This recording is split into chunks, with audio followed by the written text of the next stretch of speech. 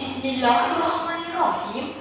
Assalamualaikum warahmatullahi wabarakatuh. Salam sejahtera dan salam Malaysia Merdeka. Yang dihormati Tuan Pengurusi Majlis, barisan panel hakim yang arif lagi bijaksana, guru-guru yang dikasihi, serta rakan-rakan yang saya kasihi sekalian. Berdirinya saya pada hari ini adalah untuk menyampaikan sebuah pidato yang bertajuk Adab Bersahabat. Dalam hidup ini, kita tidak pernah sendirian. Di sisi kita ada sahabat yang menjadi teman, berkongsi cerita, ketawa bersama, dan kadang-kadang menjadi tempat untuk kita bersandar ketika dunia terasa berat.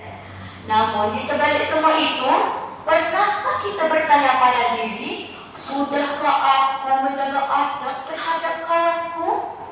Kawan bukan sekadar peneman, tetapi amanah yang perlu dijaga. Persahabatan bukan sekadar kebersamaan, tetapi keikhlasan yang diuji oleh masa dan keadaan. Maka, bagaimanakah kita beradab bersama sahabat? Hadirin yang dimuliakan, yang pertama, kita wajib menghormati perasaan dan sentiasa menjaga hati seseorang yang bergelar sahabat. Menurut Confucius, menghormati orang lain adalah asas kehidupan harmoni. Setiap insan memiliki hati dan hati itu mudah terluka. Satu kata atau gurauan yang dianggap biasa mungkin menjadi luka yang mendalam bagi seorang kawan. Jagalah hati mereka, kerana tak kalah hati itu retak, persahabatan juga akan perlahan-lahan menjadi rapuh. Hadirin yang dikasihi sekalian, adab dalam persahabatan juga tersalah melalui sikap saling bantu-membantu. Hadir ketika senang, setia ketika susah.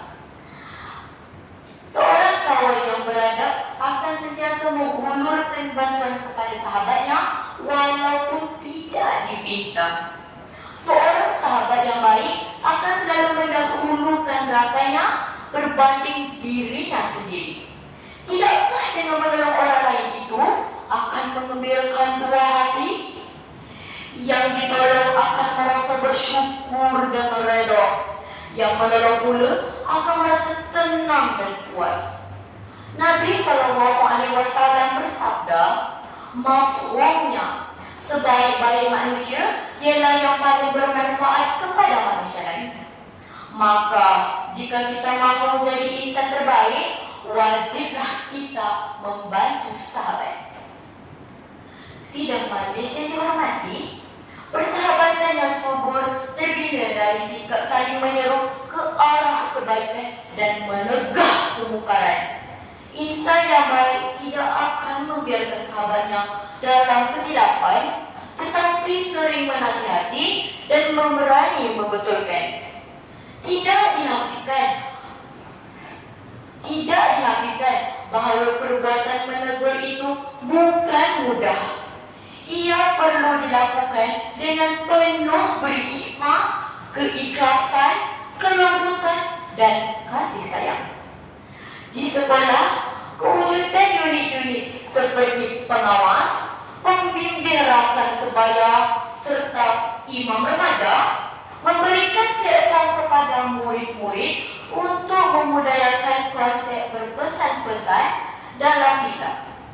Agama itu nasihat, maka bersedialah untuk menasihati dan dinasihati demi persahabat. Hadirin yang dikasihi, bayangkan suatu hari nanti kita berjalan di jalan kehidupan masing-masing. Kita mungkin tidak lagi duduk bersama dan berkongsi cerita dengan sahabat kita seperti dahulu.